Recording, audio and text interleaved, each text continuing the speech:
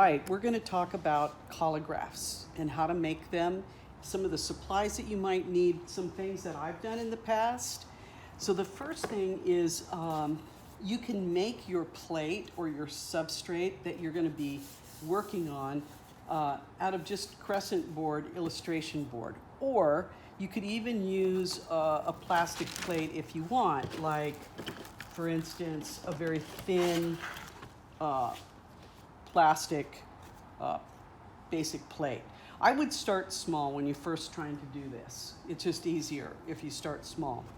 The good thing about using a transparent plate is that if you had an image that you wanted to work off of, like let's say I was going to do my hand, I could use my image underneath and then outline with whatever I'm doing on top with cut paper or whatever. So Collagraph is basically building a collage that's, you know, got some texture to it that the ink can later set into, so that when you transfer it onto a paper image to make your print, you get what was inside those crevices or the relief of whatever it was that you created. And I'll explain that in a second. So this is the first thing, is either a piece of cardboard, a thin cardboard, and you don't want your topographical image to be too thick. You want to keep it so that they're all about the same width and size. So for instance, if I was doing cut paper,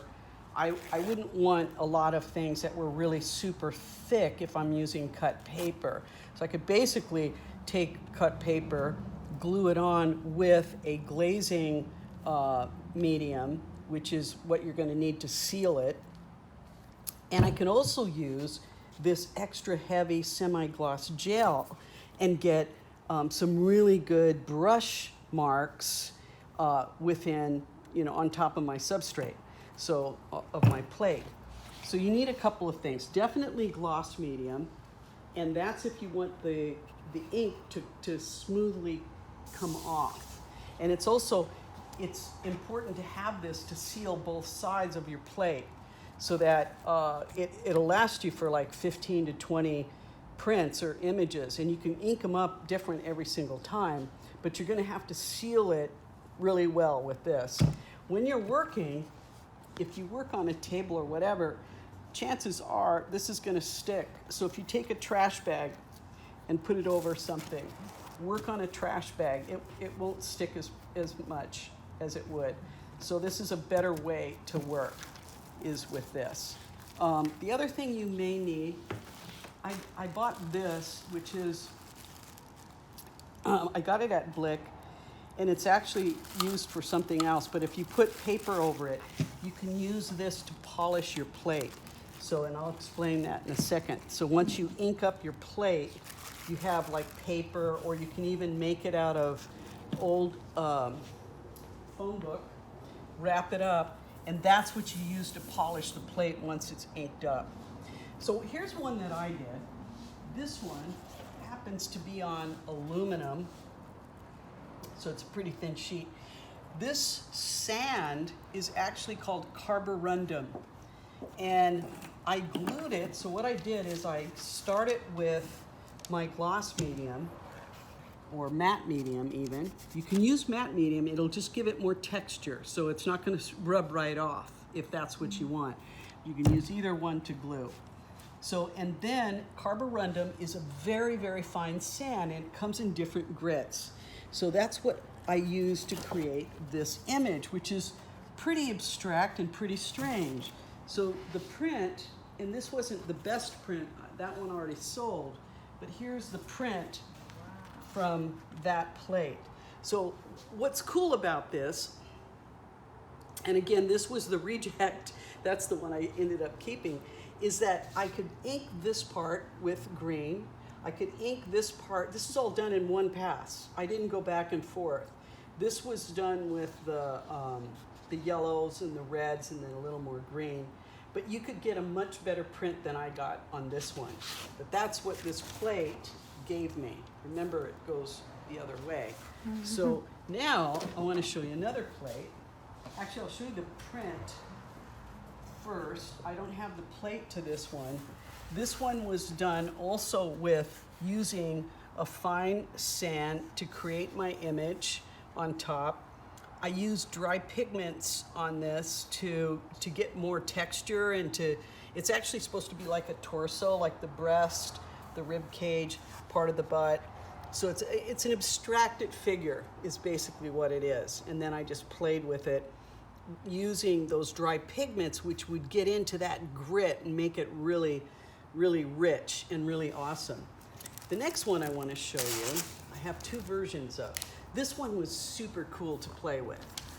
This one is a plate, so I used a plexiglass plate, and my neighbor had this paper tree. And so I just love paper trees.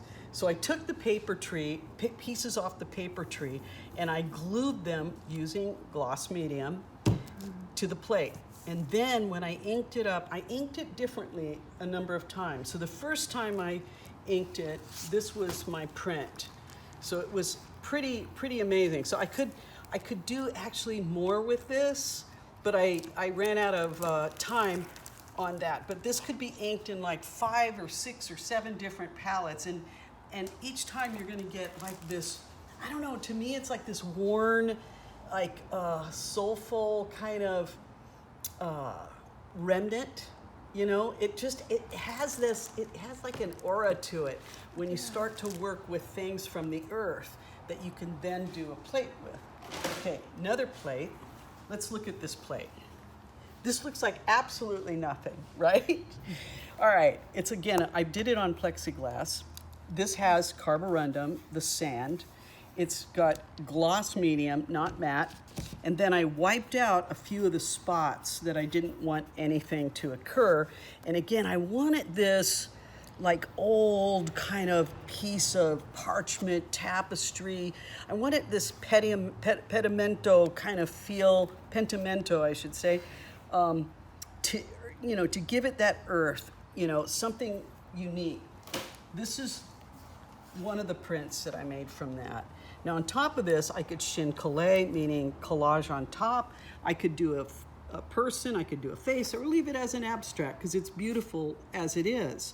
But you can see how it gets into those crevices. I inked it, this is my favorite one that I inked. This is the other print that I made from that, where I inked it a little bit more in terms of earth tones, a little bit more soulful. But this was a really fun one to play with. And this plate, by the way, I could get a number more prints out of it. So it's just really, really incredible. Now I don't have the prints for these next plates that I'm gonna show you, but you can use your imagination. This plate, I wanted a bigger plate. Now, this texture here, I actually had a piece of old tile that I ended up standing on when I was plein air painting in Italy. And I couldn't wonder what that thing was under my feet, and I pulled it up and it was a tile piece. I can't find it now, I don't know what happened to it. But I put texture paste on this board, so that's how I started. Texture paste the substrate, and it's plastic, okay? Plastic plate. And then I started to create my imagery within it, because once I ink this, then I'll probably do something like Florentine, an angel, or something fun like that. You can even take a plate and put linen on it and paint on top, and you'll get a linen texture to it.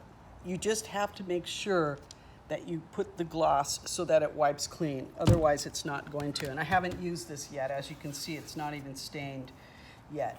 This is not really a collagraph in a way yet, but it's just a piece of wood. And the thing I love about this is that I get the wood grain. So whatever I put on top of this, I'm gonna get some wood grain off of it. So I just threw that in just to show you as another option. This is also an option of taking linen and actually creating a painting on top of it and then re-ink it. And then once you put it through, you get the same result as that. Actually, it's gonna be opposite. This is another interesting one. So again, carborundum, and clear gel, and you get an image that's very similar to the one that I showed you over here. But it's a very simple piece. And actually what I did is I put the gel, I think, on myself, and I actually leaned against the plate, and then with that I put the carborundum on top. I mean, we're artists, right? So we've got to like do everything. Yes. All right, and then this is just another one of the linen pieces. This one is really fun too. This one I did corners, and you can see how I cut out the corners, glued it on, and then with texture paste, I stamped into the texture paste with these stamps of stars, because my idea was to do something in the middle that was a little spiritual, like had, the stars and angel, or it's like I wanted it to be like an old icon. This one, again, very similar to the print that you saw. So if you look at it backwards from this side, you can see how the ocean was here, kind of a really roaring sky, crazy roaring sky with the clouds. So you can ink this any way you want, and it's so much fun with just a very simple texture on it. So there's nothing really thick here yet that you've seen. Some newer pieces that I haven't tried yet, but that I was playing with just to get some ideas are here. And I haven't inked these. I haven't finished sealing it. This is just on heavy paper. This is wallpaper. And then I knew I wanted kind of a Mona Lisa face. I couldn't really cut. I'm not good at cutting, and that's kind of what a lot of Collagraph artists do, is they cut out. But instead what I did, I don't know if you can see texture on this, but I put glue. So I used glue to create the lines on the face, and we'll see how it comes out because I haven't ran it yet. And this is just thick thread right here.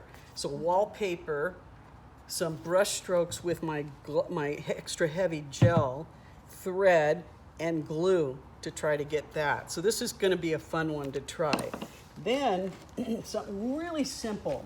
Start off simple. So I took, again, illustration board. I haven't sealed the back yet, which I need to do. This is just some fabric, some really rough fabric. So my idea is to make this like a palm tree. So I'm gonna try to do this as land, and then the palm tree will just be sort of a singing, dancing palm, and I may add a few more, maybe as a rub out. But this background is got a lot of little brushstroke textures that's gonna be fun to try. So something simple is totally fine. And here's another face that I'm trying, and I did it all out of string. This was such a pain to do, because to try to get this, and this is part of this might be too thick. I don't even know if this is gonna come out, but that's the fun of it, because you don't know. And so if you don't try, you're missing out. This is our time to play. Again, wallpaper, and I've got tons of wallpaper for everybody. String and glue, basically. That's it. The last one, again, I haven't seen what this is going to look like yet, but really what I did is I had a stamp that had writing on it, and I just stamped it and into the gloss. And so I'm hoping that that is going to come out as a base for something else. So this is exciting to me. And that's it. That's all. You don't need to do anything. You don't need to have a masterpiece on this.